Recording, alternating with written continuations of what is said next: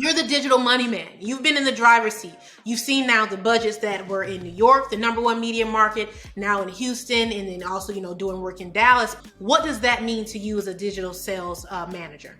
Those individuals at the top seats in the industry in radio are realizing that there's more outside of your terrestrial signal. That now your digital team can generate revenue separate from your sales team. So I think that's another thing, is like those are becoming pieces of the bottom line. Radio has been equipped for digital since day one. I think it's just a matter of those people in those high seats kind of getting with the program and seeing like, hey, on the ground level, this work has been done. How can we be intentional now and invest?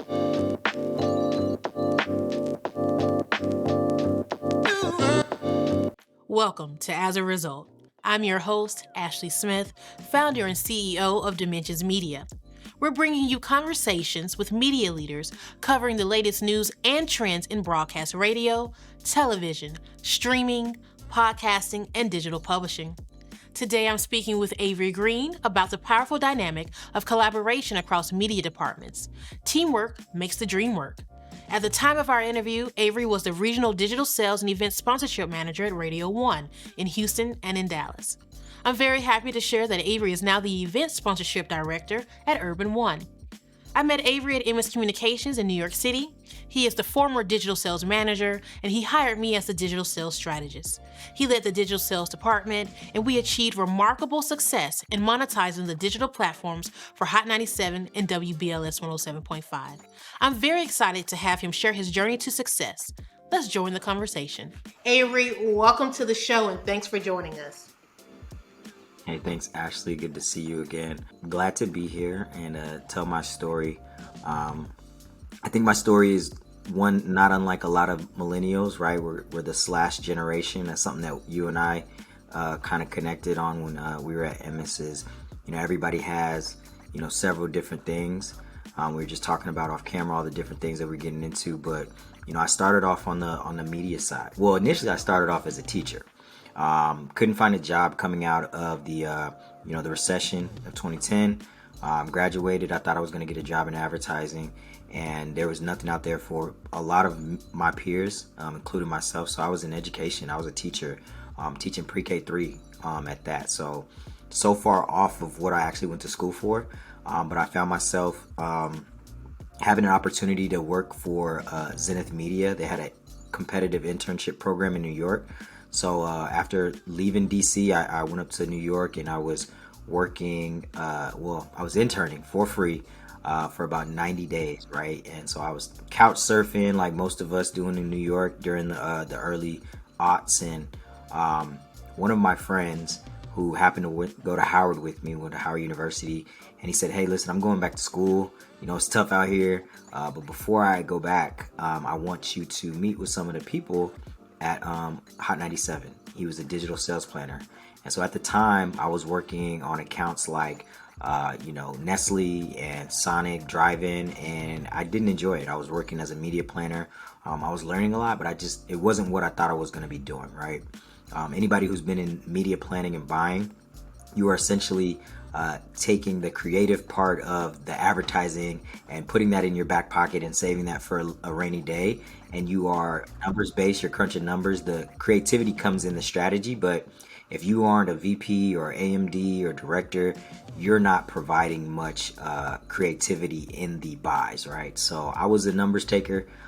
So when he said there was an opportunity across the street, and when I mean across the street, it was literally across the street, I jumped at it. So I went over there. I had lunch with a couple of people, one of them being a guy named Jeff Thacker.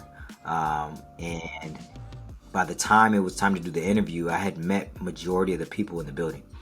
So I got that job pretty easily just from relationships. And, that's going to be a theme that we talk about a lot. But from relationships, I was the digital sales planner. And, we had our DSM, our digital sales manager, who, I think he was a little more interested in selling than managing. So he went back on the sales side, and we were left with a vacancy at Emmis. We had a great digital department from a marketing and a publishing standpoint. One of the biggest, if not the largest, radio, digital platforms for a radio group ever. combined with WBLS, like two monster stations, two heritage stations in the market, but we didn't have a sales strategy. So not only do we have this gap, we had this guy who was probably 25, hadn't had a lot of experience in sales, if any. And so I was kind of thrown into the fire and asked to go on calls, right? Get out of the office, get from behind your computer, and I need you on sales calls. I need your help. And so after a couple of months, the sales team actually recommended me for the DSM job. And so while the GM was looking for a bunch of people in different markets, the sellers were the ones who really championed me. And so at 26, I was the DSM of the number one market, and I kind of had to figure it out. And so we were successful in that space and for a good 3 or 4 years. But I needed to change, and I made my way down to Houston because I really did want to see if the success I had in New York was based off the brands in which I was working for, or if it had something to do with, what's up here. And, I've been in Houston now. It'll be 5 years, March. This is March 31st, it'll be 5 years. And so, I've added on to my repertoire event sponsorship out of just, sheer need and necessity, right? The pandemic, took a lot of good people away from us, but one of those positions that needed to be filled without us having the bodies was event sponsorship. So I took my experience at Hot 97 and WBLS and the things that we've done with like Summer Jam and Circle of Sisters, and I've been doing that ever since. So digital coupled with events has resulted in some good years here at Radio 1, and that's where I'm at right now. That's awesome. So right now, and I love that you touched on that, because one thing that we're always really trying to hone in and focus on is integrated media, integrated experience. All of this works hand in hand. These things are not done on a silo basis. So tell us a little bit more about your day-to-day and your current role at Radio 1.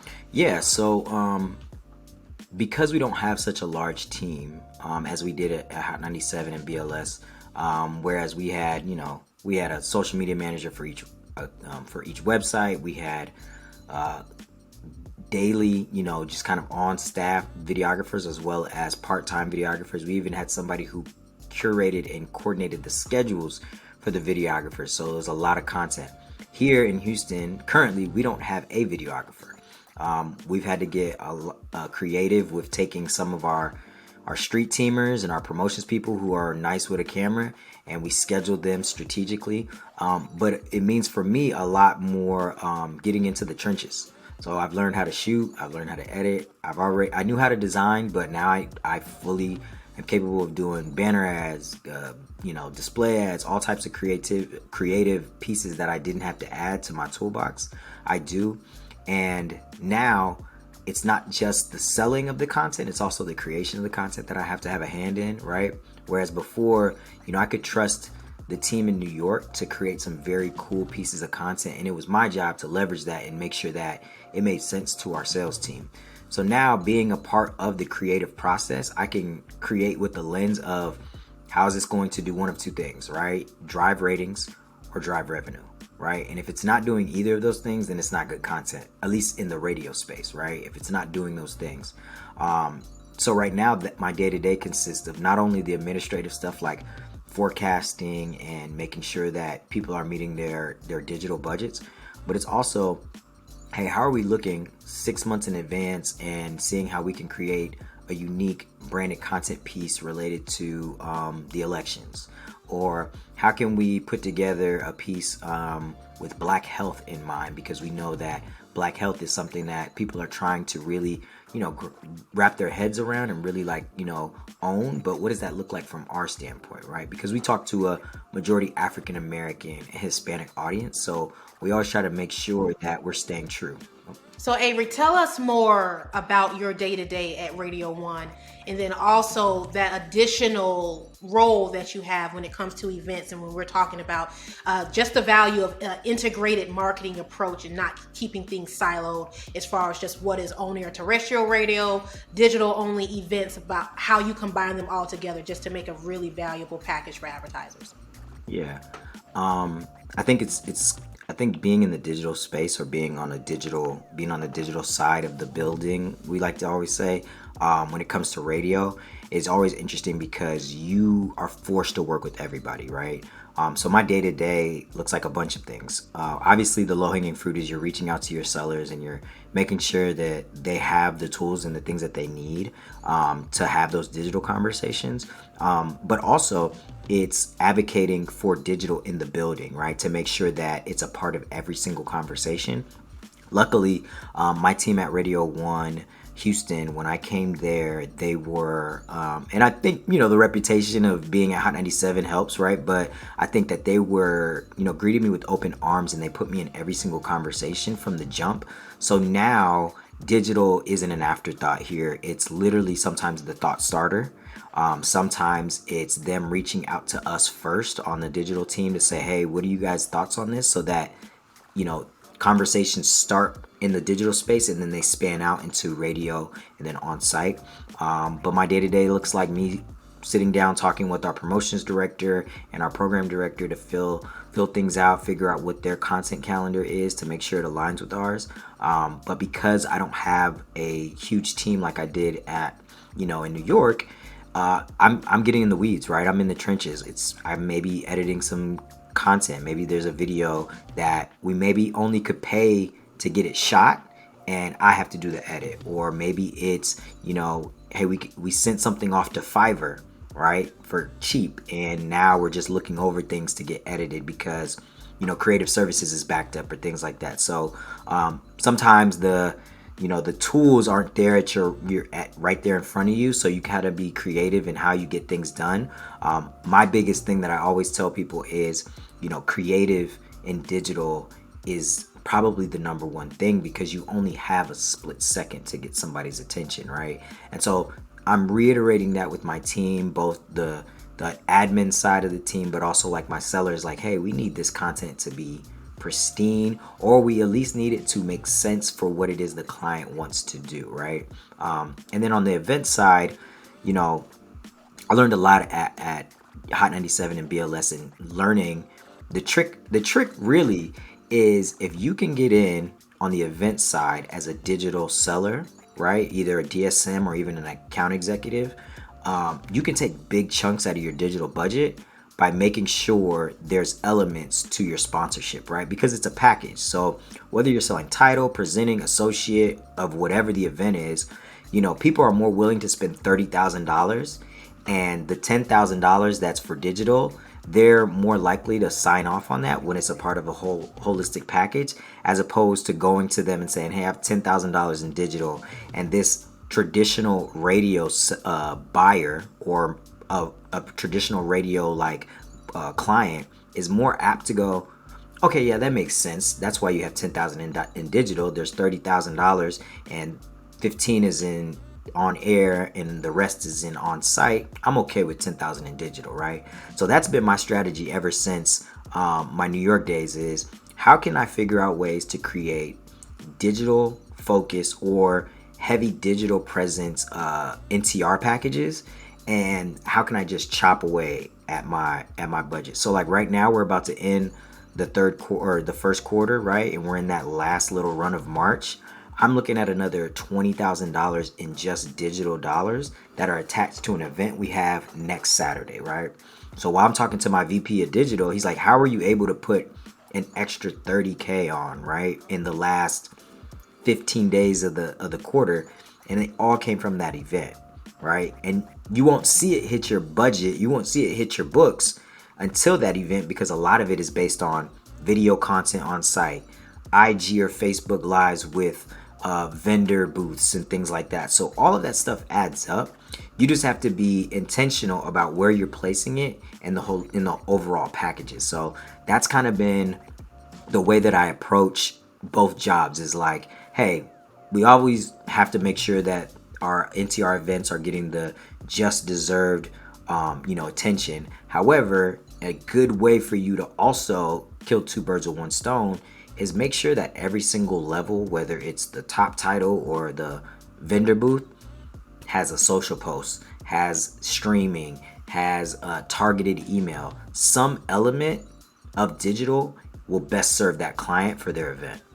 So Avery, I really enjoyed what you said. That is one of the biggest lessons that I think that I learned at my time during Emmis Communications as well, is because you already have your existing tentpole events. You already have those things that are doing well. And so even when we spoke with Jeff Thacker, which you've named, and we're going to talk about him a little bit more, he was our head of digital publishing, is how do you amplify something new and give it value, but then also give the value of what's been doing well and not to discredit it.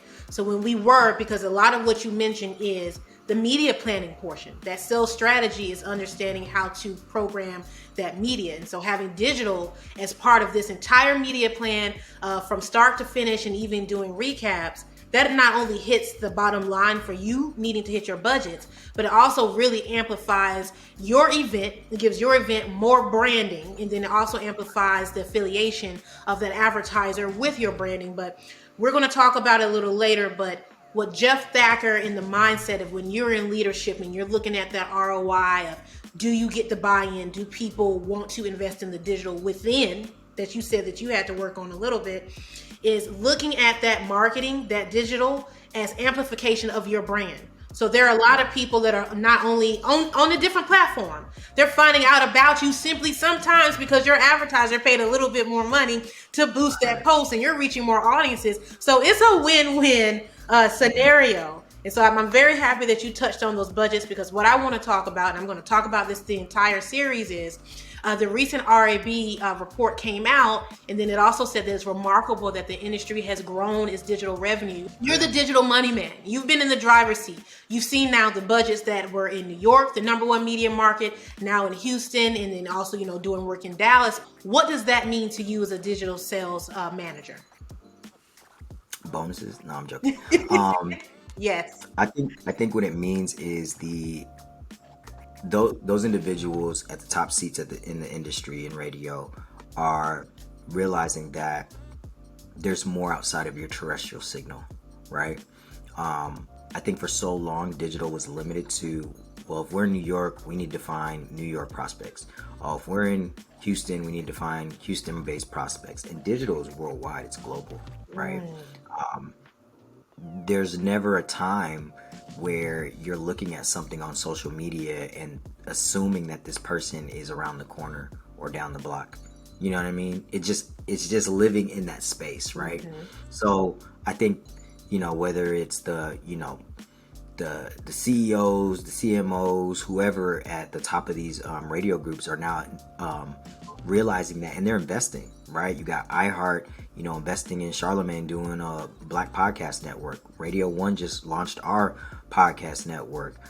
Prior to that, Emmis Communications, and it was about TuneIn app and things like that, right? So, and making sure that we were getting $60,000 checks from YouTube, right?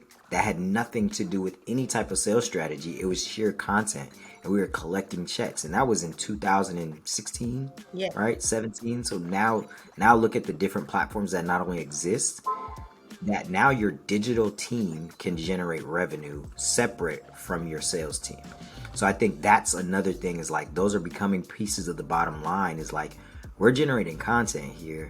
How can we generate revenue with that content? Because let's be clear, radio is the first form of social media, right? And I mean that to say is, TV, you cannot talk back to your TV and request a show.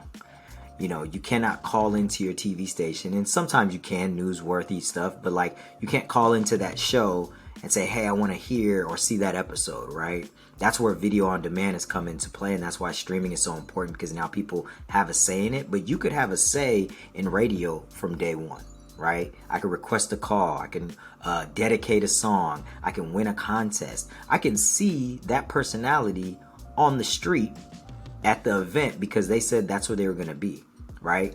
So radio has been equipped for digital since day one, right? Mm-hmm. It's the original form of social media. So now I think a lot of the people in those positions of power are seeing that. They're realizing like, oh, wait, so you're saying all we got to do to create a podcast is take this radio content, strip all of the ads and all of the music, and now we have 4 hours of talk? And it's like, yes. Mm-hmm. Talk radio is podcasting with advertisers, right? Mm-hmm. Which now we see podcasts having 3, 4, 5 advertisers per episode. Talk radio's been doing that since day one, right? So I think that's where radio is now kind of catching up to the fact that, oh wait, we're built for this. You know, we thought streaming was going to take us out. We thought the Spotifys and the Pandoras were going to take us out. Oh wait, no, wait. We already have a database of people who have entered contests for the last 20 years. Wait, you're telling me we have an email database? Wait, you're telling me that we have social media influencers? You mean the people that talk on air every day for 4 hours, Monday through Friday? Yeah, those guys. So radio has been equipped for digital since day one. I think it's just a matter of those people in those high seats kind of getting with the program and seeing like, hey, on the ground level, this work has been done. How can we be intentional now and invest? And now you're seeing, I seen Audacy had an opening for a head of OTT, like a VP of OTT. This is a radio group, right? They even changed their branding to feel and seem and relate to a digital space. So I think it's great. I think they just need to do it more. You know, just need to be more. It's definitely a shift in the perspective. And what you and I both know is sometimes definitely takes time. Sometimes you have to see that win because a lot of these decisions we know they're based on, can you promise me? And we can't. Right. We do know that these things have to be developed. The thing for you and I is that we have seen them work. We've seen those results. And so it's giving out that creativity more so than just what that dollar amount would be, because I'm sure you're going to agree with me. And one thing I learned is, you just mentioned head of OT and these different roles. Everyone has the same platforms and products if you have the capabilities. It's all about the creativity of how you're going to plan to use them. And so with that, because you and I have we have opposite experiences. I came from the number 8 market saying, hey, I think that there's more that we can do, especially in the digital space, knowing about content, knowing about journalism. So when I got to New York, I said, hey, this is what I've been dreaming about. You started off, so you're in New York. So your benchmark was very, very high. Your standards were very high about how digital publishing and operations should go. But what I want you to do now having seen the number 1 market and the number 8 market, because what I saw was 1, the difference in the size of the budgets, 2, the difference in the rate cards, 3, available inventory, because the more inventory you have, the more you can sell. Fewer inventory, the less you can sell, unless you have people like ourselves who can create those revenue generating opportunities. But then also how much the advertisers can spend based on market. So give us, and I want some hardcore real numbers. Tell them about the numbers and the budgets that we were hitting in New York, and then tell them about the same size of the budgets that you have, in these smaller markets. However, just because one budget is larger doesn't mean that it's not as cumbersome to get to reach that budget in a smaller market. Sometimes it might mean more work because you might have less resources. Tell the audience more about that. Yeah. So in New York, and working in a sales capacity, and I would say probably in any space in New York or just in, 1 through 3, you're also given the opportunity to be a part of a lot of tests. Right, so let's keep that in mind. Right, there was money that fell into our laps because let's test it out in New York, and then we'll roll it out in the rest of the country. So we would get $15,000-$20,000 as a test, whereas $15,000 to $20,000 in Houston is a good 2-3 months, right? Mm-hmm. So we were doing, I think we had a budget of maybe like $2-3 million, and we ended up in New York. I think 2017 was one of our best years. We came in like at $4 million. Pure digital, right? So that's us not only selling our owned and operated properties and, owned and operated like our display ads, our text blasts, things of that nature that we can control, but it also include our earned media, like our digital, like, our social media. So, our Facebook pages and our Instagram pages. The biggest challenge there was having to adapt to the changing algorithms of those earned platforms, right? When you're on a platform like Facebook and Instagram, you have to bend to its will. Like if Facebook says, hey, I see Hot 97 not as a media brand, but as an actual business, we're going to make sure your posts aren't seen as much, right? Whereas before, maybe like 2014, 15, oh, you guys are like a blog. I see you as a blog. You guys are shooting out information to your followers. What I know as truth is once we started doing quote unquote organic posts, but for our clients. So for example, we would do something for, let's say, COBA, right? The Correctional Officers Benevolent Association, and they wanted to do recruitment. COBA's Facebook only had 500 followers. Our Facebook, the millions, right? 1.5 million. We said, hey, listen, $500, we'll post that same graphic on our page and we'll get better engagement, better results, and we'll drive people to your website, right?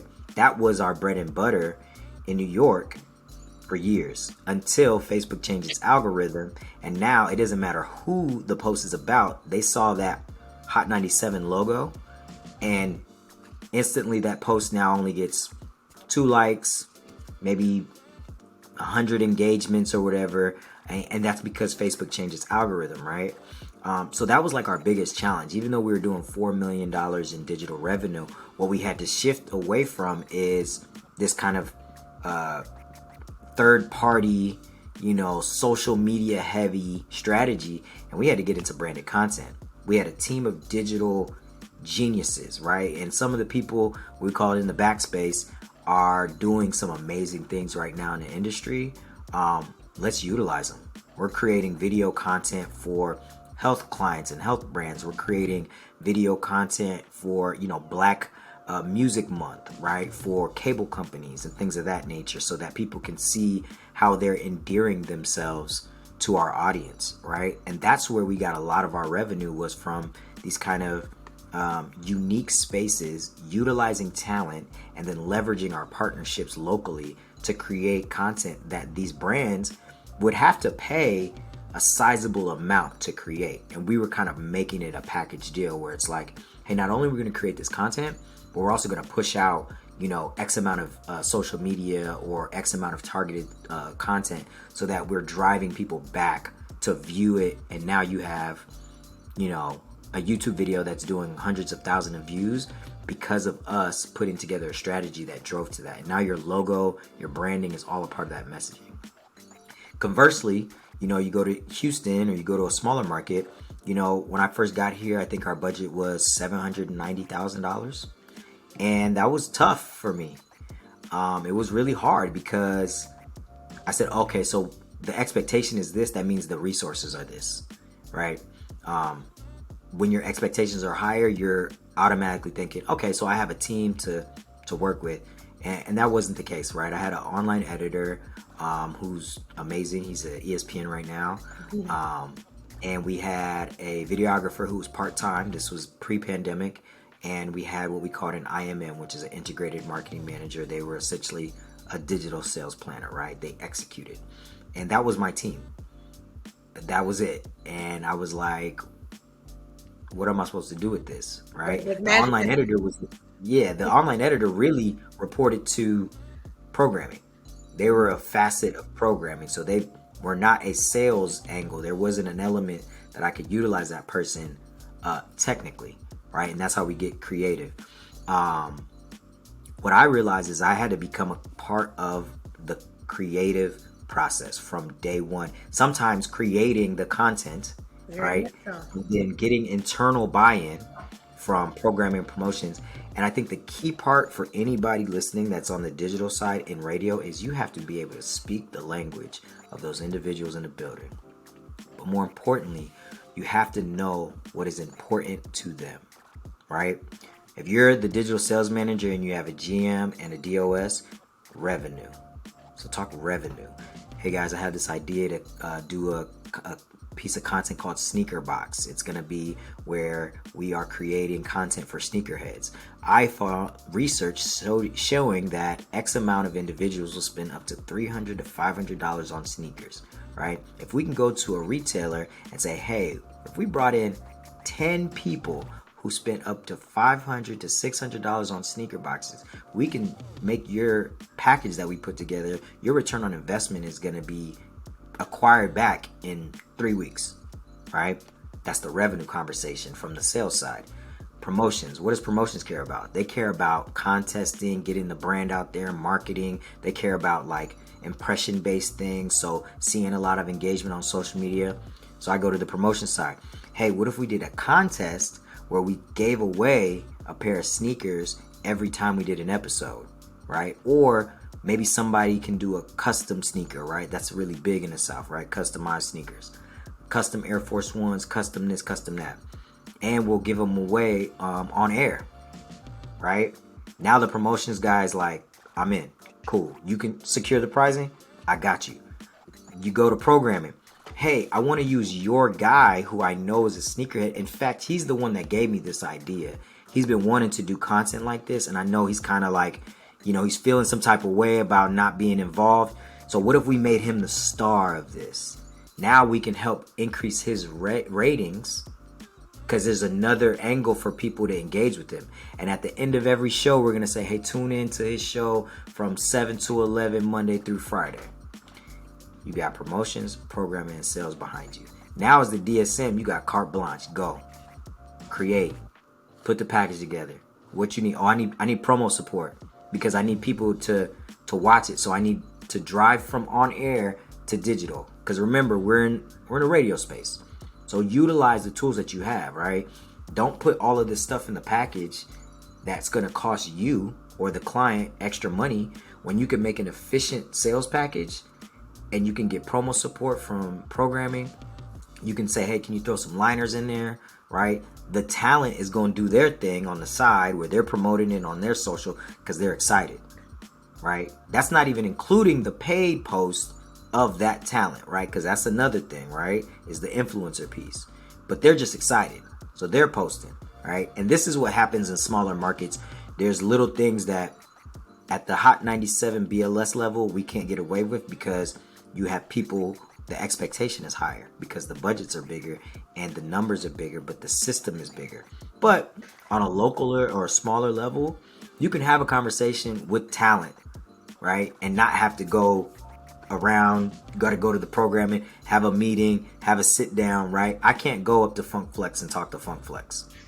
No, not about business. You got to set a meeting. He gonna have his assistant set the date. Y'all gonna meet in the big conference room. But with somebody more on the local level, maybe it's an up and coming guy who's just trying to make a splash in the market. Hey, shoot me a text or stop by the studio, right? Have a, when they're in their breaks, have a quick conversation, brainstorm. Obviously, do not disrespect the process. However, there's certain things that you can do if you're intentional, right? And so that's the biggest thing, is like, it was exhilarating almost, because there weren't a lot of stopgaps in the creative process when I was in Houston. When I first got here, it was, well, let's hear what you got to say. Oh, okay, cool. I got this, and this. What I had to learn was, how do I speak everybody's language, right? And now everybody's an advocate for my idea. As opposed to in New York, there's a certain system and process. They already created all this content. We don't need you to create new content, Avery. Take the content that we've been trying to get sold and pitch that, right? Which was fine because it was great content. But let's say you have a client that wants something super unique. Mm-hmm. Super Customized. specific. Right, very customized. That's where it gets a little tricky. So you have a conversation and you're sitting down with your client. Your client wants something this way. You say, okay, let me take it back to my team, right? A little harder in a big market, because they're like, we can't just make them a part of this. Mm-hmm. And it's like, no, because you have to advocate. That's another thing about sales. You got to advocate for your client.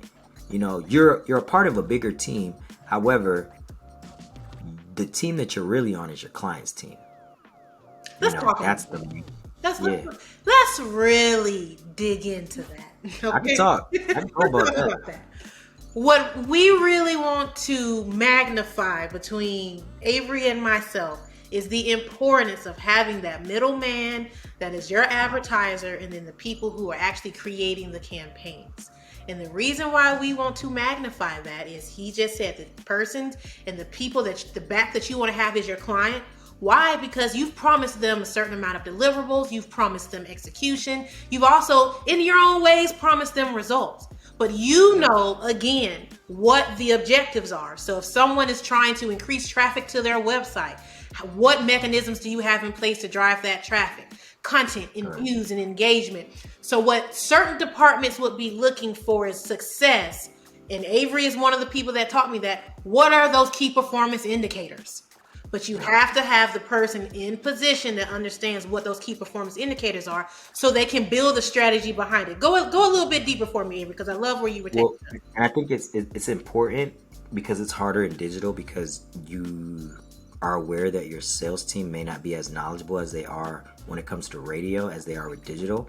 So that's why, for example, I'm in every conversation. And when I say every conversation, we have a programming call. I was just on it before this broadcast.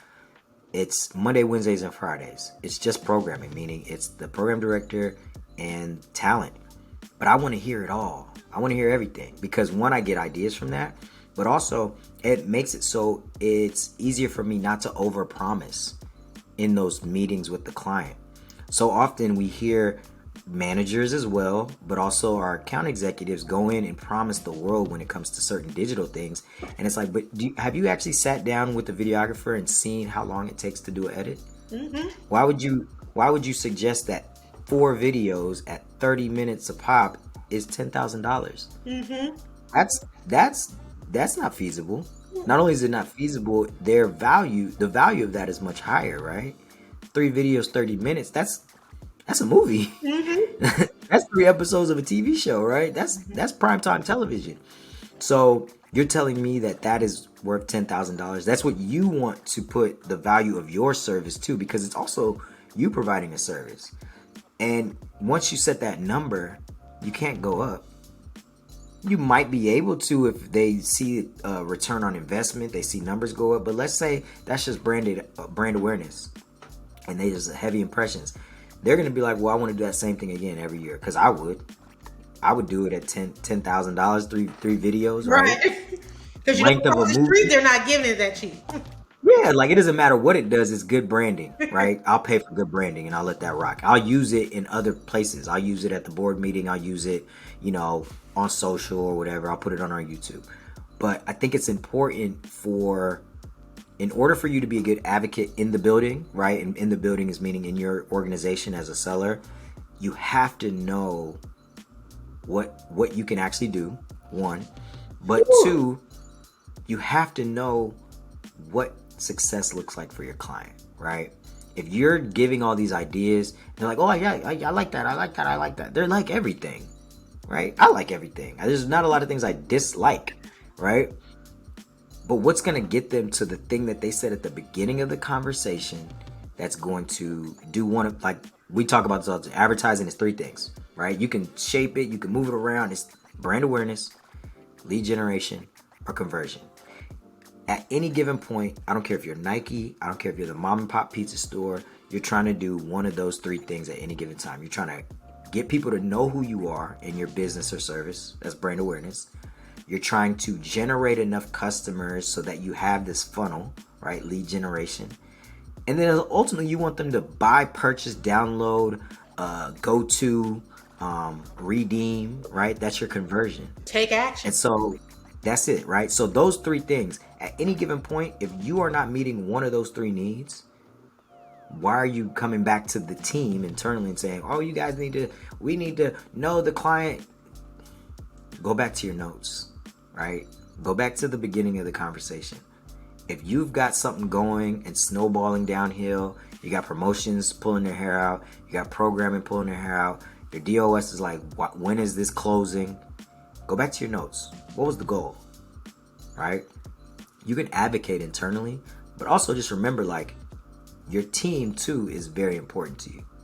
So make sure you're guarding them and you're protecting them, because this one client versus your team who works on all your clients, it's not smart to have them ripping their hair out every time you come down with the opportunity, right? Because it's an opportunity for you. It's not an opportunity for them unless you had that previous conversation where everybody wins. Mm-hmm. You know what I mean? So I want you to take us down that rabbit hole a little bit deeper, and I want to make sure we touch on the relationships across departments, especially for creatives, especially when you might not know how much productivity or hours or time, energy is spent on some of these creative ideas that you come up with. But you had a huge win recently, and you helped your organization to reach its first $1 million annual year, correct? Yeah. All right. 21 we did $1 million, and then this past year we did another $1 million. So we're trying to keep this trend going, man. Hey, it's not trying. You're doing it, and we know that back in what was that 2017? You stated Yeah. we exceeded our budget. We've reached $4 million. Two totally different markets, but essentially within New York City and in Houston, you were developing this digital sales department almost entirely from scratch. You just touched on those three objectives that primarily every media plan is going to be achieving. Talk to us about how you are equipping the team to be prepared. And one of those that the bullet points that I have for you are the importance of the rate card. That's knowing your capabilities, selling something that you actually have capabilities to do. But then you also created these turnkey sales packages that were based upon the objectives. So I want to take people that if they're just getting started on, because I do see a lot of different capabilities decks that might be promising things that are actually not products. And then I also see certain media plans that I say, hey, I know that is not going to work. Talk to us about what that strategy was to first, let's identify the rate card. What can we do? And then what you placed on the rate card. And then how you were developing these turnkey sales packages to keep it more simple for the sales team. Yeah, I think if you're looking at it from like a 90-day window, right? Let's say you just got made the DSM from an organization, large or small. You're going to want to get them to send you everything that's been pitched, meaning like package-wise. Whoever was previous in that seat, or maybe there was nobody in that seat, who's the top seller? Hey, send me the packages. Send me all of the cluster packages, right? Assess them. Look over them. If there is a rate card that's already in existence, look at how that rate card matches with the average sale order, right? So if your average sale order is $5,000 for digital, which is pretty good, right? What are the elements? What are the reoccurring themes? If it's social media, okay, I'll make sure I circle social media. I saw RDS, right? Which isn't really big in New York. RDS is the radio dash systems. That's the thing that scrolls across people's screens on the car. Huge down here in Texas. Makes sense, right? Everybody's driving. Makes sense in Atlanta. Makes the whole South. RDS is probably heavy, right? Didn't make sense in New York because the majority of our listeners were on the train, right? Knowing your audience. Exactly. So you're sitting there and you're like, okay, I see these things on the rate card. However, these are the ones that I keep seeing in everybody's package. So you have to look at it two ways. Comfortability and knowledge base of your team, but also opportunity, right? If you see a gap and let's say your top biller is doing a lot of targeted email, but nobody else is doing targeted email, opportunity. We need to train on targeted email because the top seller is getting it and they're getting to it. That means that it's a thing in the heads of their clients and it's reoccurring. But also, if it's a higher budget, like if it's a higher price point and it's not being sold, that means people don't feel comfortable selling it. Training. So after you've assessed that, you need to go into training. Hey guys, I noticed that we are really good at selling social. We're going to take that off. We're not even going to talk about social. Y'all know how to sell that. What I want to focus on is the things that we can get better at. They're not weaknesses. They're things that we can get better at, right? I don't want you to abandon social media. We don't need to talk about it anymore, right? And I would make trainings a regular thing. My Dallas team, we have a training every 2 weeks, right? And it's called Digital Refresher. So they don't think it's a training. It's a refresher. I'm not introducing a bunch of new things. It's the things that we talk about. And maybe that's the teacher in me, right? If you've ever been in education, you know it's all about repetition, frequency, right? If you've been in sports, practice. You don't practice because you don't know what you're doing. You're trying to make sure the things that you know how to do, you're doing better, right? So repetition, frequency. And then after a while, it's not a training anymore. It's brainstorming conversations. We're taking the elements that we know how to use and we're placing it in real world scenarios, right? So that training might look like very rudimentary. Here's what a CPM is.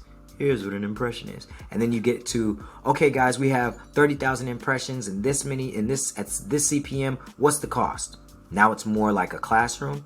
Then you're taking it from a quiz standpoint to now, hey guys, we have this client. This client has about $20,000 in digital that they want to spend. That's a big number for us in this market. They have 3 months and they want to reach women 18 to 34. What are you doing? What are you putting in front of them?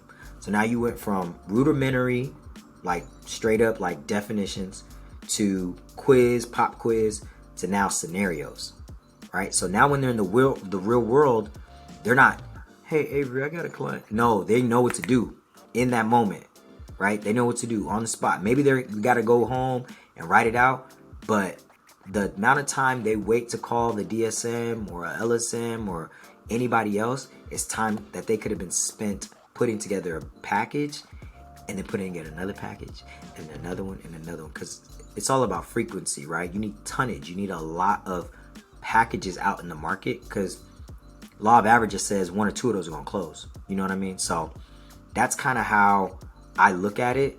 Is there's levels to this, right? You got to start at the basics. You look at your rate card and you assess that whole scenario and you figure out what's already been working, and then you figure out where the opportunity is at, and then you train based off those opportunities. And now you have a holistic sales team that's not just selling 3 things, they're selling everything. Until you get to things that we got to create. Now we got to sell StreamYard and Riverside live streams, things like that. So it all is a part of the puzzle. So for me, if I sum all of that up, it's about building the confidence. So, and what I do want you to do, I want to stop us before we go any further. Tell people what a CPM is, if they're not currently using a CPM pricing model right now. Yeah, so CPM is cost per thousand. You're like, okay, where's the thousand at? It's the M is for mille, it's Greek for thousand. So cost per thousand is the cost per 1,000 eyeballs to see or be exposed to your content or your image or your graphic or your video, right? CPMs are weird because some people use them, some people don't. Some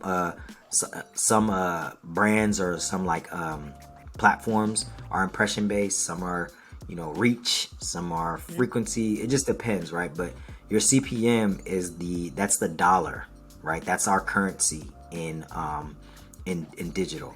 So when you're talking about things like CPM or impressions, the hardest part is a lot of our radio sellers are stuck in their ways, and learning is hard.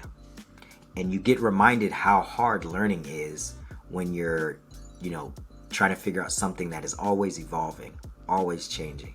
Also, if you've been out of the education space, like being in school for a long time, you don't want to learn anything new, right? And I understand that. I feel that. I, as a DSM, get frustrated when Facebook rolls out something new, right? Instagram just rolled out a new, which I think it's very cool, called like channels with broadcasting, where you can essentially push a message out without having to worry about somebody responding. They could just react or do a poll. And to me, initially I was like, oh, that's dope. But then I was like, oh, I gotta train on this.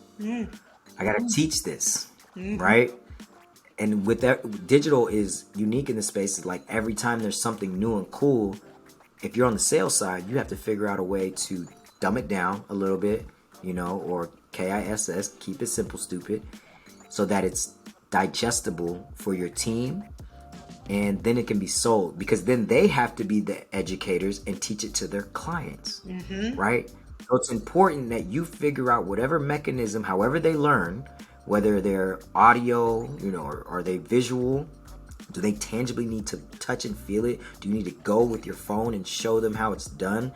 Upload things and ask them how to do it back? They need to figure out the best way that they ingest information, because the best digital sellers are the educators. The ones that are like, they're not transactional. They're consultative. Hey, do you guys have a social media? Okay, cool. Well, I noticed you didn't have a Facebook page, but you have an Instagram. You can link those together so that, you can actually run one from the other and vice versa. Like, you don't need to post on both at the same time. That's free game that you give your client. You shouldn't sell that. You should be giving that to them, so now they see you as an expert. But more importantly, they see you as a partner. And wow, you just exactly. You just showed me how to save me 2 hours. When you call the next time, I'm gonna pick up because you may save me another 2 hours. Oh, you have something to sell me? Let's hear it, right? Because you gave them that free game. And I think that's the great thing about digital is like you can always teach somebody something. So once you start learning it, you can then teach that to your client and they'll respond tenfold, you know? And one thing I want to, and I'm going to do it on every single episode, is because you hit the nail on the head, is it's always evolving. It's always growing. There's always something that we need to know. But the key, one thing that I learned from you, one thing that I learned from Jeffrey Thacker, as well as just because it's growing does not mean that that's something you need to make as a tentpole within your operations and your strategy. Just because there's a new capability or a tool out there, if you're doing well in certain areas, and that's why I like to tell people, when you think about your scale, don't spread yourself too thin. What is working? And you can slowly grow in some of those new initiatives. However, if you don't have the team or the staffing or the time on some of these initiatives, it's great for you to learn about it. It's great for you to observe what's going on in the marketplace. But that doesn't mean that you need to stop your entire organization to try to figure out how to include that on your rate card, especially if it's not something that complements your audience. Have you ever had any experience with that where every day there's something, we got to do it, and you're like, you actually just had a call from somebody.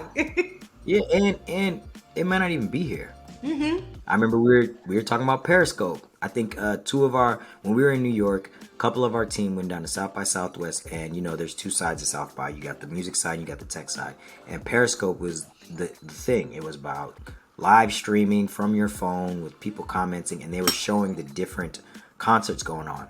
And we were like, yo, we gotta get on Periscope. Periscope is gone. It didn't last at all, right? Everybody ingested the idea of live streaming. Now you got IG Live, Facebook Live, right? And you take even like Facebook Live. The fact that Instagram took that, and I mean, they're the same company, but they took that concept, and now you have where you can do multiple people, you can do rooms, you can do that type of thing. That happens all the time. I always try to tell my sellers, learn it. So when people ask you about it, you can be knowledgeable. And if it's something that they really, really want to do, ask them how much they've already done with it, right? Like if you have a client that's like adamant about a new software, a new technology, how much has your company already, experimented with it? Because you never want to be the guinea pig for their curiosity. You want to be the person that makes it more efficient, that gives you a better return on investment, and does it better than them, right? That's why they come to you. They don't come to a radio station and be like, yeah, we have a radio station, but we like yours better. Like, no. Like, we got our little internet radio, but we want to promote that internet radio on y'all traditional radio. That's not how it works, right? So when people ask about a new tech or a new software or anything, how much have you guys already experienced with it? Have you guys done any advertising with regards to that? Oh, it's not really an advertise. Okay, well, let's make sure we have advertising conversations for this. But I love that you're enthusiastic about it. I'm gonna go get some more research so you can be more informed on it. But maybe it's something that you guys can use internally, okay? But I want to make sure that we're handling revenue generating capabilities conversation. Great ideas that make money. Exactly. What I want you to do is, because this was a major source of frustration for us, is people truly understanding what works in one market may not be what's going to work in another market. Also, because you might have different audiences, it might be a totally different format. And whereas, and we're going to touch on this, and I'm so happy that you talked about the third-party vendors and all of that, because we know that is starting to phase out, and having your first-party data is so very important. But let's talk about when you are comparing markets and looking at digital budgets and looking at capabilities. Just because someone is doing very well maybe in another market with programmatic, when we were in New York, everyone had programmatic. Everyone had the same third-party vendors. So again, it was saying, I believe that one of the objections would be is, I'm already doing that. So we always talk about, it's a creative idea, but then sometimes that creative idea might not be as compelling as you thought it was. But as you were mentioning, we operated, and Jeff Thackeray said, we operated like a news department. Let's talk about knowing and truly understanding your audiences and your market to make what's working for you work, and not just what you see in the entire marketplace. Yeah, it goes back to like RDS, we talked about that, but we have a call every Thursday. All of the markets, the DSMs, the IMMs, all the digital team, and they show everybody's budget, but then the next slide is always the interesting one. It's the product distribution, right? And so I pride myself on the fact that my two markets, we sell everything, right? But that's because there's literally been a need for those unique things. But sometimes they'll be like, Avery, how are you selling all this RDS? Like $90,000 a month in RDS. And I'm like, well, we have a lot of personal injury lawyers. They have egos. They want to see themselves. That's it. There's no big strategy. Sometimes with digital, you just got to kind of dumb it down. Not everything is this Steve Jobs technical, Sometimes it's literally like they want to see their name in lights. And the lights in this case are the little scrolling letters on people's radio dash. Because guess what? In Texas, we have a lot of trucks. A lot of trucks make a lot of accidents. So they're running into, mom and pops driving down the road. And those truck companies have big insurance companies and they settle. Like they settle big, right? So if you get an accident and you see 1-800 truck wreck scroll across your dash while you're in the accident, right? Or you're waiting for the police to come, chances are you're going to call them, right? So it's a simple thing like that. But yeah, we used to get criticism about the fact that smaller markets would be going crazy selling programmatic, whereas we would be up in competition with, Google had a headquarters in New York. So every mom and pop that we talked to, there was 5 Google reps that already reached out to them in the last 3 years, right? And they put together an AdSense program or an AdWord program or some type of programmatic, solution for them. And we're just getting into the space with targeted display, SEM, things like that. So after a while, we had to go, hey, this maybe not be where we really what do make we a do difference. well and what differentiates us? And the thing about programmatic is, unless you are really, really in it from the beginning to the middle to the end, there's not a lot of creativity that goes into that space outside of the strategy, right? Hey, we're going to target the scale. So for people who we're going to target Madison Square Garden because we know that that's where the playoffs are going to be held, so we know there's going to be a geofence around that, right? That type of thing can be super unique, and that's how you can differentiate yourself from the competition. But guess what?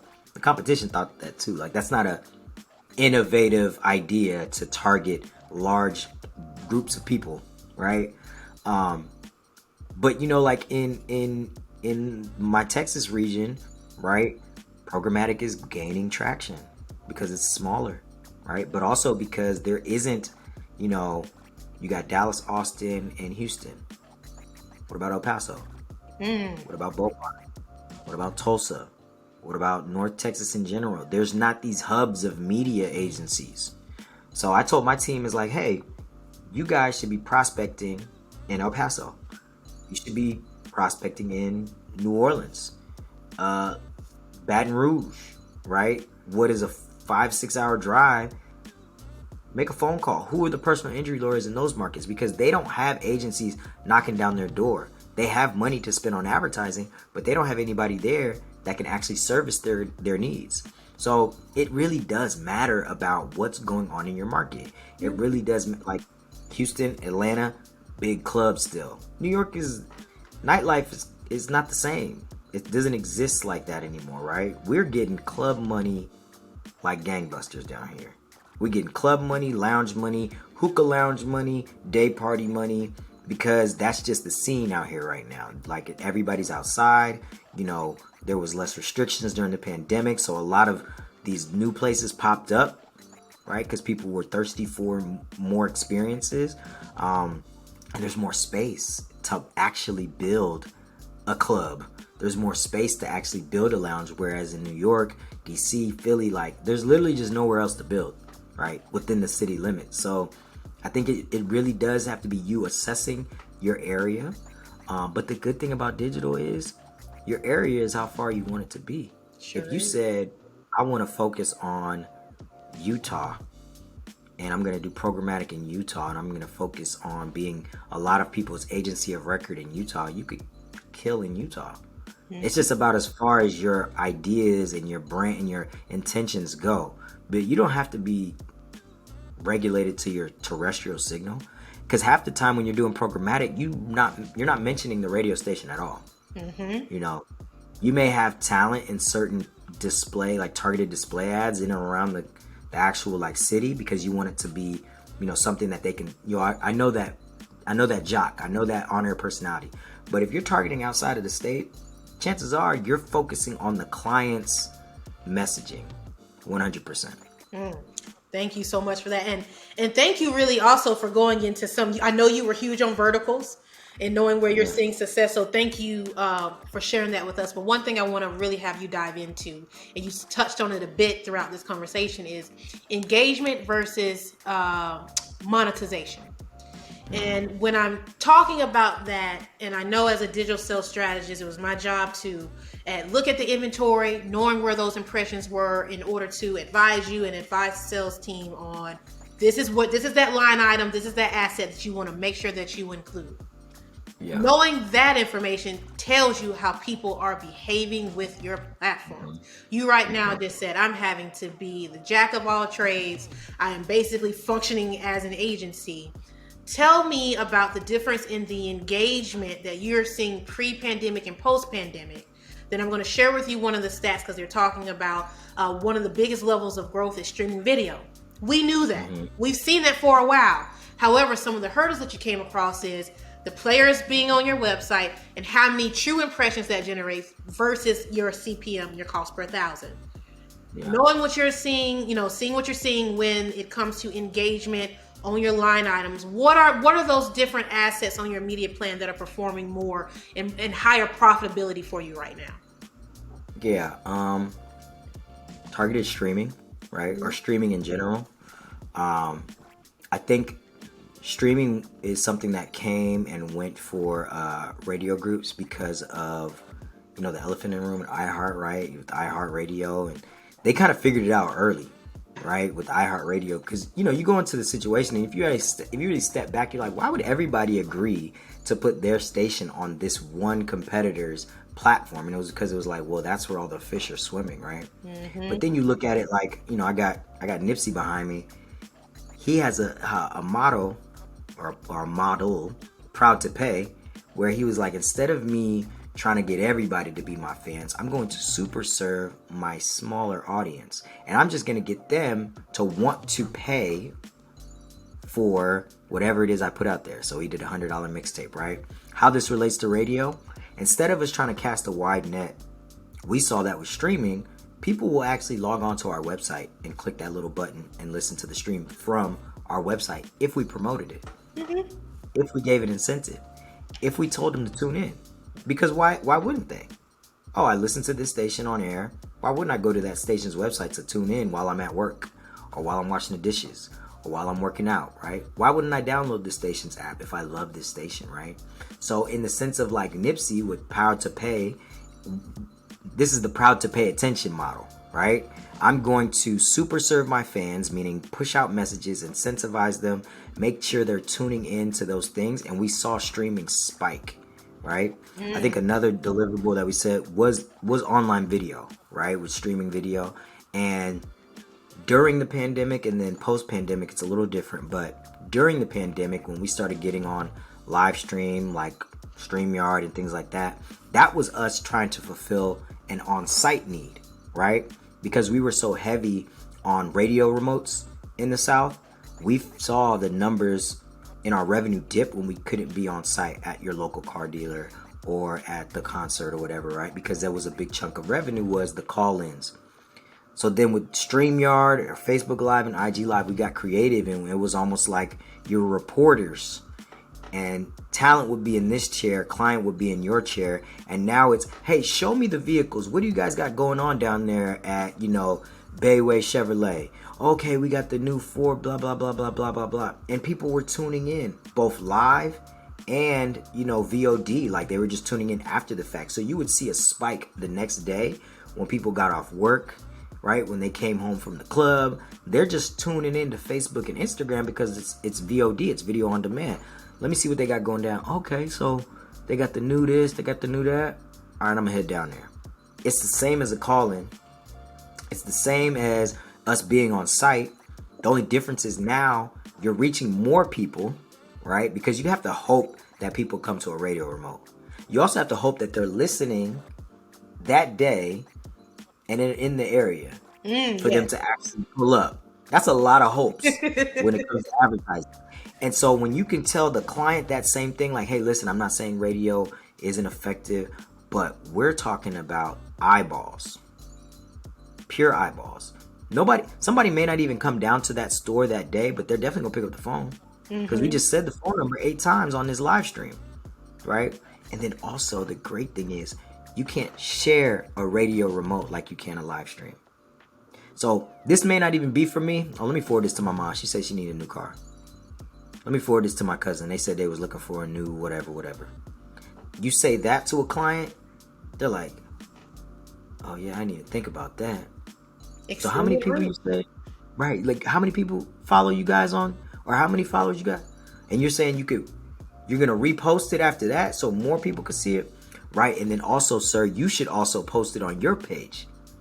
So anybody that follows you guys who's already a customer is seeing the content that you're doing and they may want to re-up for a new vehicle. So now we just helped you create content that you don't have to generate. But also, we just helped you turn your radio remote that was going to be 2 hours on a Thursday into a series of radio remotes that goes throughout the end of the year for a lot less money, right? And then the talent love it because now the talent can do multiple. They don't have to drive downtown and then go uptown and then go out south. I could be right at home. All right, I got one remote at 3, I got another one at 4, I got another one at 5, and I got to round out at 6. And then I can go on air. They just did 3 remotes in a day. When is anybody ever able to do that, right? So to your point, like video streaming has also helped create additional touch points for now you guys can scale your remotes. It's all about how you position it and then also how you kind of like showcase the different ways that it can be utilized, right? And I think lastly, the one thing that I've seen is when we are pitching things like targeted fill in the blank, right? Targeted email, targeted display, targeted streaming, SEM. They are wanting longer deals because they're knowing and they're seeing that consistency is what works, right? A lot of people kind of like dropped the ball and they canceled digital during the pandemic, and rightfully so because they wanted to make sure their employees were good. They wanted to make sure they're keeping the lights on. But some of those people who stuck with it reaped the benefits because they were the only ones talking. Visibility. While everybody was on the phone. Everybody was just looking. They were on digital. So the people who were still advertising on digital reaped the benefits of people just seeing them while everybody else was dark, right? So I think now it's when it comes to those targeted platforms, they're wanting annuals. Yeah. Right. But you got to sell them. You got to say, hey, with my annual, I need to see different content. I can't have the same banner running for 12 months. Yeah. So what we've been doing is, hey, if you sell an annual and it's targeted, let's say it's targeted display, targeted streaming, I need a content calendar. And I don't mean creating different products and things like that. I mean, January, New Year, New Me. February, Black History Month. March, Women's History Month. April is Easter. Spring into whatever sale. A simple concept. Yeah, and if you're in radio, you know what the themes are. You know what the calendar looks like. You know what people are going to do. May is Memorial Day. July is 4th of July. Like, you just need it to be a theme, right? Geico does a great job of doing that in their advertising. When it's March Madness time, you'll see a bunch of little geckos with basketballs on all over the internet. Because it's like, we're not even talking about March Madness, but you know what we're talking about. Because everybody's talking about it, right?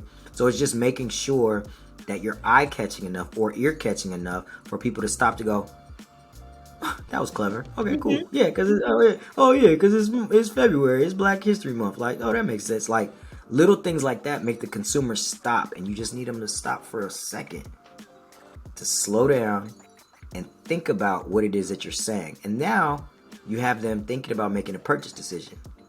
But if you kept the same ad in there, like, consumers are smart now. I can be like, oh, I already know that's 1-800. That ain't got nothing to do with me. They tune And out. once you start changing, yeah, and then once you start changing up the ad, it's like, what's that? You got me. That was good. Okay, cool. Yeah. And that's what you want. You want people to just consider the ad, right? Go to stay top of mind. Yeah, of course. Yeah. Mm-hmm. I want you to now, and I love that you're talking about the content calendar. We know all about that, especially when you're talking the digital publishing side, when you're coming up with editorials. So if you have to have content that is going out, regardless if it's sold or not, simply because you're a media organization, that is the content that is created. When you create content, you know how time consuming it is to create that content. You also know how far in advance you need to start production when you're talking about project management, whether it be actually creating the concept for the video, doing the storyboard for the video, scheduling the venue, getting all of your equipment. Same thing when it comes to graphics. Let's talk about how someone in your role can better serve the organization in its different departments. But I want to first start with digital publishing and also your graphics and your creative team, because it's great to make that sale. But if that turnaround is not conducive to getting out quality products, you're going to hurt yourself. And the thing is, you're also not going to give yourself enough time to edit it in the way that it can actually achieve some of these objectives that you promised. So talk about how important project management it is in digital when it comes to, just achieving the results for your advertisers. I think it's everything, right? Because the best thing about the best project managers are ones who have done enough projects to know what can and can't work within that conversation. Like right there in that conversation, I could go, nope. I don't know why they said that. I don't know why they said that, because that could not happen, right? Those are the best project managers, and it's because you've done it enough times to go, okay, we're in March. You want to ideally, and the goal is you should ask enough questions for them to also see how ridiculous it is that they're putting these deadlines. So we're in March. Let's say we close this next week. We make sure paperwork is good. We have money in house. We need to make sure you're sending us assets. That could take another couple of days. Your goal, you said, is April 1st. We're in March 10th on a Friday, right? You factor in all those things. And those things are real things, because it's not me and you who are doing it. It's 2 or 3 other people who aren't on this call. So we have to also explain it to them. Yes. Right? And those people who are creatives, they don't work regular hours. They're not 9 to 5ers. They're 10 to 11ers. They're sometimes weekenders. They may be part-time, depending on how your organization is structured. Right? And if you're like me, that one person is doing all the graphic designer, all the videography, right? So they're not just waiting for you to have your client sit there and give them a project. Oh my gosh, thank you. I've been so bored. No, they're doing the graphics for the station. Yes. They're doing the graphics for another client, another brand, but they're also probably creating stuff on the side because they got to have side money, right? Because they're part-timers. So you have to take all those things into account. And when you do, your job as either the manager or the AE is to manage expectations with your client, to say, hey, listen, I think this is a great idea and I think we can really do it. However, for us to put our best foot forward, I really think we should start this, May. And then you put a window to it. Hey, what I'm thinking is we get assets all of March. April, we make sure we shoot and record. At the end of April, it's just QA, right? Quality assurance. Make sure links are going to the right place. Make sure you don't have any last minute edits. And then once May hits, it's a rollout. Boom, boom, boom, boom, boom. Right? And now you've taken their idea and you didn't call the baby ugly. You really just said, hey, listen, let's just nurture the baby a little bit, right? Let's make sure the baby got some shoes. Let's make sure the baby got milk before they go to daycare. Let's just make sure the baby can walk, right? And now everything that's happening is you guys working together, right?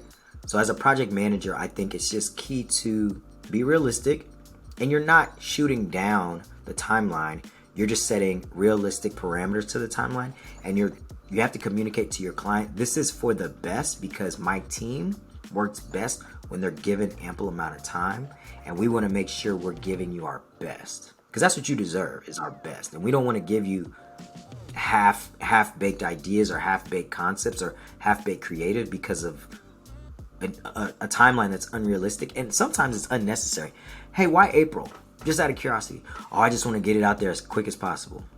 Well, if this wasn't something that existed prior to, what's wrong with waiting another 2 weeks? If this isn't, is anybody waiting for this? Is this like, have you already teased it with your consumers? No. So it's going to be a surprise. So they don't know that this is coming.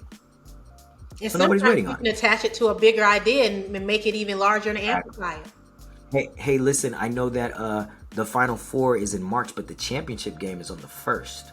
What about us rolling it out then? And that's where you kind of got to just be nimble with things. You kind of got to be just a little bit more knowledgeable about just things going on. Because in digital, something going on in China may affect what's going on with your content because of the type of conversation. You're talking about minorities in business, and then something happens in another country, your video may go up or may go down based off the ebbs and flows of it. So you may be like, hey, let's wait 2 days. It's kind of crazy out there on these social media streets, or it's kind of crazy on them internet streets. Let's just wait a little bit, right? And that's what they do on TV all the time. Let's just keep it in the can. Nothing's gonna happen. You've already paid. The video's already done. We're just waiting a little bit, right? Your business is not going to end on a week of, and the other thing you have to tell them is, hey, listen, this one video is not going to solve all your problems. This one piece of content is not going to solve all your problems. Yes. So if you think 30,000 people are going to walk through that door because this video got 30,000 views, I need you to really reevaluate how you think this whole thing is going to work, right? And that's up to you as the manager or the seller to manage expectations. 30,000 views is not equal $30,000 or 30,000 people walking in. And we actually don't know how the time spent. Yeah, it means 30,000 views is what it means. It means 30,000 views and that's it. Yeah. Now, if you have a call to action with a promo code and you're driving to them in a certain window, you could say, okay, out of those 30,000 views, 200 people redeemed my promo code. How do I know? Because we use that promo code for that specific video. And that's where you got to put the things together at the beginning of the conversation. And at the beginning of the project management, knowing how you're going to analyze it. It's nothing, talk about all the time, it's nothing like getting to the end of the campaign and realizing that one of those performance tracking mechanisms was not set up properly. Those analytics, that data, that's your sale. That can either lead to you renewing an agreement or retention and and attrition and losing people. So talk about that a little bit. Talk about that strategy of, we're not only going to look at getting this sale today, which I know we love to say, let's put this money on the books, but think about that long-term strategy for someone that might just be trying us out for 3 months, but we want to eventually turn them into an annual. So we are actually putting some thought behind this media plan because we know that results need to show at the end of those 3 months. Yeah, and I think it's your KPIs, right? So if you're talking to your client is like, hey, we see success as impressions. I go, oh, easy, right? But if your client is saying, success looks like butts and seats, right? What you need to do is you say, okay, well, how many other vendors are you working with? Because I want to make sure we're getting credit for the people we send to your venue or to your concert or to your event. We'll help, we'll create a specific landing page just for you, and that's where we'll drive everything. Radio, social, everything. So that's what you have to tell your client to do on their end, right? There's things we can do on our end, and maybe that's where we say, hey, we'll have the page on our website. We'll get the leads on our website. We'll create a landing page. That way we can control it. We'll drive everything there, right? As a seller with radio, everything is drive to the client, right? Because it's a vocal thing, right? It's audio. So you're saying, head to Ticketmaster.com now, right? Head to / da now, right? So you're driving everything to the client. In digital, if you're 3 other digital elements, right? They're running SEM with a different company, but for you, they come to you for social media. What's the link? Is it a Bitly link that they can track on their end? Is it a Bitly link that we're hosting? Is their Bitly link different than ours, right? Because typically with radio, if they're doing different radio stations, they have different phone numbers, Different right? identifiers. Different identifiers to say, oh yeah, that came from the hip hop station, or hey, that came from the country station because the country station was promoting this, right? So with digital, you have to be unique because they may not see how their digital marketing is cannibalizing their digital advertising. I'm gonna say that again. They might not see how their digital marketing is cannibalizing their digital advertising. Digital marketing is what they do already. We post on social, right? They may do paid posts themselves, meaning like boosted Facebook posts or boosted or sponsored like Instagram posts. But then they come to us and ask for us to post on our Instagram on their behalf. You get your attribution says Instagram.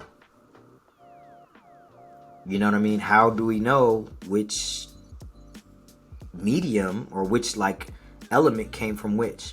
That's where you got to be unique and ask the question. Hey, are you guys already running Instagram ads? Hey, are you guys already running Facebook ads? If so, how are we, and you ask that question, how are we going to differentiate between what you guys are doing already, between what we're doing on our end, right? And that's how you talk through a meeting. One, it shows expertise. Again, that's huge in digital. You got to show expertise. But also, it shows that you want credit for the work that you do.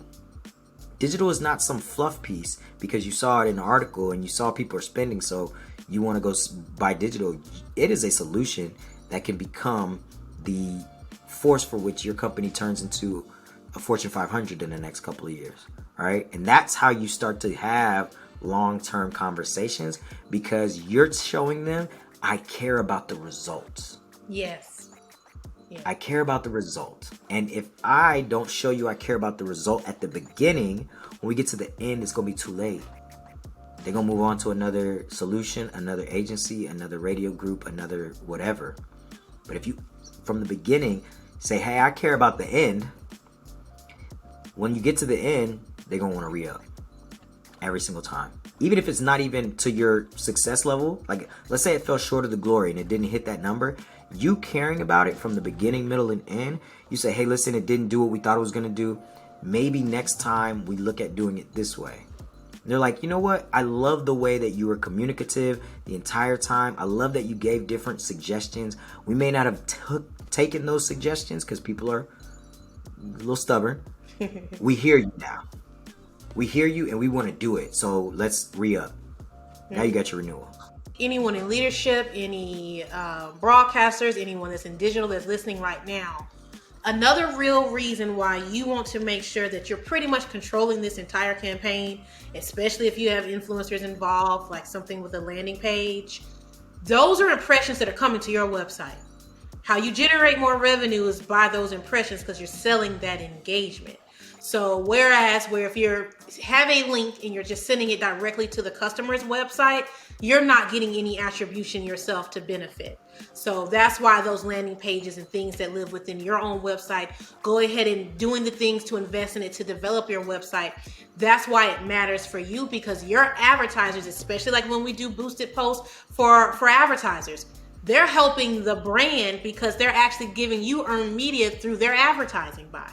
This is marketing and more outreach that now you're going to amplify and reach more people that you wouldn't have been able to do if they did not have that advertising buy.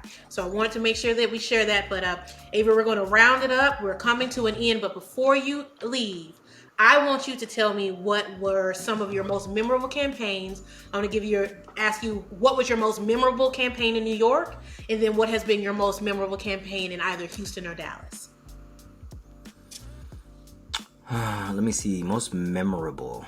Or most successful, or something that the light bulb went off and you said, you know what, I truly see this value in this integrated. You know, and I'm not saying this because you're here, but the campaign we did with Spectrum for Salute the DJ for Black Music Month, I think that was it did a couple of things. Spectrum was new to the market. I think they were Charter or something like that before.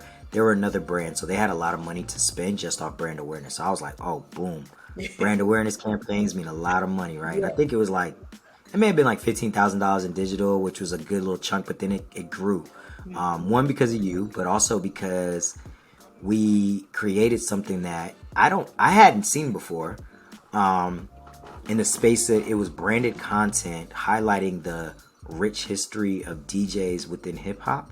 More importantly, how many of those DJs existed in our stations. Like, Yes. we had some history makers that worked within the same, like within arm's reach of us, right?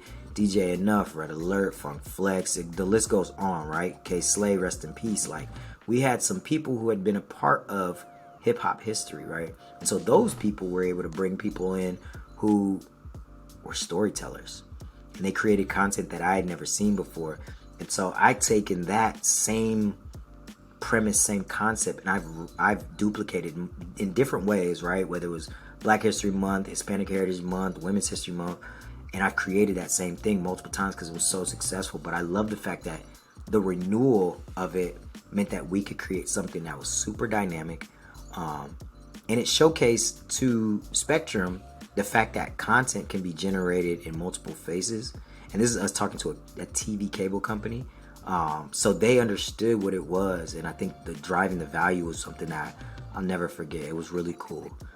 And then in Houston, probably one of my most memorable is one that's still running. It's probably the one that I really like and proud of is we currently have a studio sponsorship with the Houston area BMW dealers.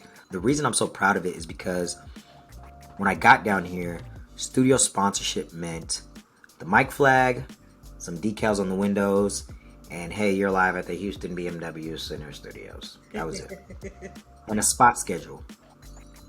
I turned it based off experience that we've had in New York with Ciroc and freestyles and things like that. The studio sponsorship was content, right?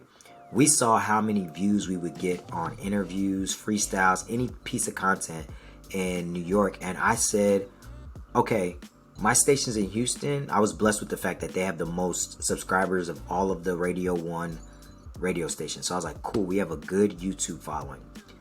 And Houston is a market. It's not a top 5, but artists come in. We have a sizable amount of people coming in for interviews, shows, right? People have to hit Houston on their tours, right? So that means they have to hit the station. So we would get a nice little amount.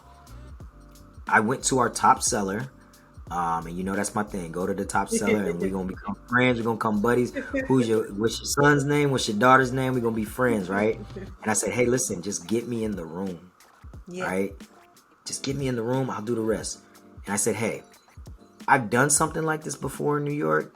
Let me put together what I think would be a beneficial opportunity for BMW. And she trusted me.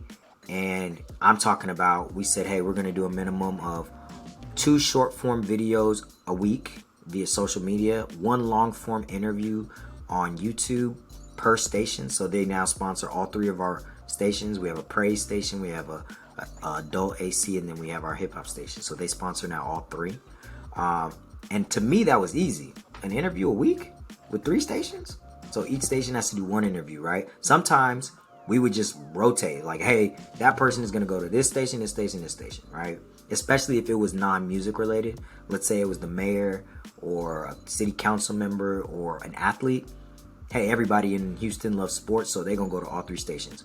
And then we would brand it, the Houston BMW Center Studios, and then we would, I added programmatic in there, right? So now we're driving people who may not be familiar with the station to this content because the content was so sticky.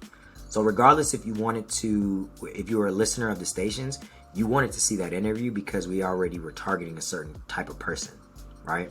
And then I layered in some dedicated media. So now because these are car dealers, so they have to vote each time on if this opportunity is benefiting me specifically. So I created dedicated media on top of the co-branded media so that now all of the dealers feel like, well, at least they're driving back to our different websites, our different inventories. So that was targeted display with banner ads that would rotate, and they would have each dealership, right? There were 6 different dealers. So all we had to do was rotate the banners throughout the month. We had dedicated display, dedicated social media that was on the national level because BMW doesn't have like a tier 2, right? They don't have like a regional social page. So it was the national social media. And we would take that, repost it, and restructure it, and then make sure we added the hashtag Houston BMW Center Studios, right? So then when I do my recaps, I click the hashtag, Yes. content, social, everything pops up in the millions every single time we do a recap. So this is their third run. We've convinced them to start getting into events because of what we've done on the digital side. So now they're a part of our golf tournament. We had vehicles on site, and it's a veterans golf tournament. So they gifted 300 veterans the opportunity to play in this tournament for free, right?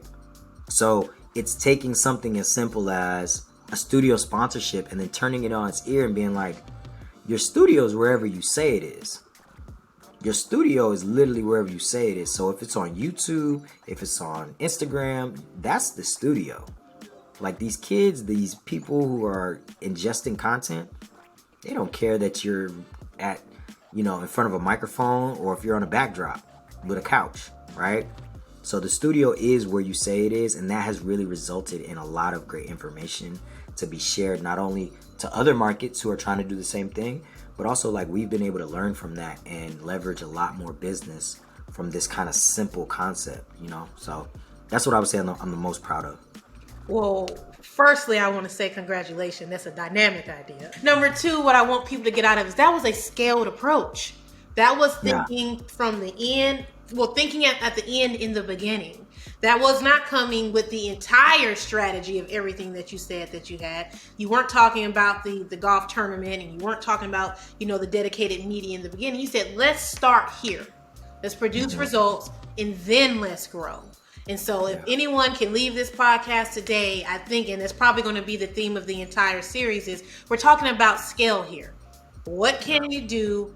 How can you grow it? How can you manifest it until ideally whatever that achievable goal is? But Avery, thank you so much. I know that I got a lot out of this conversation. I know that our audiences will. I'm very excited. I hope that we can do more talks like this soon. What I'm going to do is there probably will be a recap. We probably will bring everyone back together, so I'll be excited to have you on there. But if there's anything else that you would like to add before we come to a close? I think the only thing that I hope and wish, and I think we were talking about this offline, is I hope and wish that those in positions of power in radio really see the potential of those up and coming, young, fresh minds, and take a chance. I think there's so many different ways in which radio can impact the community, because let's be honest, radio is still the number one, medium that is impacting, right? It's the number one space. It's the most accessible. You don't need a IP address. You don't need a subscription. You don't need anything but you need an antenna. If you want to get down to the basics, an antenna, some batteries, and a radio. A connection. Yeah, and consume content. Where everything else, you need a subscription, you need a premium account, you need all these different things. Radio is the most accessible by far. So I really hope that those in those positions of power, whether they're CEOs or whatever, really sit back and look at the young talent that's out there, not just on air, but also on the street team, in the promotion department, on the digital team, on the sales team, and say, okay, how can we take that idea, which may not always be all the way fleshed out, how can we make it that? That's our job as the people in the C-suite. How can we take that idea and make it scalable and make it actually work? So that's what I hope, because I think if they do that, radio will be around for a very, very, very long time. And even with that, it'll just be a much more multi-dimensional experience. Innovative. Yeah. and I like that you said that one, because one thing that I'm really always trying to hone in is, and I love this, another Jeffrey Thacker way of thinking is, we're not just competing with radio. There is so much competition and so many other different forms of media that are out there. So when someone is seeing this really well-produced storytelling ad on social media, that expectation is also going to be the same for you, one, because you're a media organization. So yes, let's take a look at the up-and-coming talent, but then let's do what we used to do in our brainstorming meetings. Allow them to provide the assist. There's no Right. way, the way that content has to be produced on air is the same frequency that it needs to be produced online. Really, you're 24/7 live and local all the time. So there is absolutely no way, you and I both know that you can do every single role that's what's needed to be successful. So Exactly. let's take a look at what strengths are over here, who's not doing so well over there, and let's combine them together. And that's why I've always loved your approach by finding that top seller. How do I create buy-in with them? One thing you always used to do as well is you would always have the sellers, when they had successful campaigns, to actually speak through their own recap to let you know that they understood what took place. And what does that do? That creates that camaraderie, within the sales team. But again, thank you so much for joining the podcast. We'll talk to you soon. All right, bye. Thanks for listening to As a Result. Find new episodes on the Dimensions Media YouTube channel and all your favorite podcast platforms. Subscribe to our YouTube channel and turn on notifications. For industry updates, sign up for the As a Result newsletter at dimensionsmedia.com. Thanks for listening.